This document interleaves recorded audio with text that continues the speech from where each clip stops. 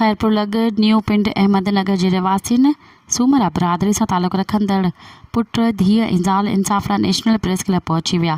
वालिद ऐं मुड़ुस जी मुबैना ज़्यादतियुनि ख़िलाफ़ नेशनल प्रेस क्लब जे साम्हूं एहतिजाज मुज़ाहिरो कयो वियो। हुननि मीडिया अॻियां दाहिंदे चयो त असांजो पीउ कंधराज जो रहिवासी आहे, हुन घर मां असांखे कढी छॾियो आहे। धीअ सवेरा जा इल्ज़ाम असांजो बि पीउ जी मिल्कियत ते हक़ आहे, हिसो ग्रहण तां घर मां कढी छॾियो आहे। पुट अब्दुल्ला सूमर जो बि पीउ मथां इल्ज़ाम मुड़ुस खां पंहिंजो हक़ घुरण जुर्म थी वियो आहे। पुट अब्दुल्ला हमज़ा धीअ ऐं सवेरा ऐं मूंखे घर मां कढी छॾियो आहे। ज़ाल साजिदा परवीन जो मुड़ुस मथां इल्ज़ाम त मुड़ुस ॿी शादी करणु चाहे थो, असांखे पंहिंजे घर मां हिसो ॾियारियो वञे।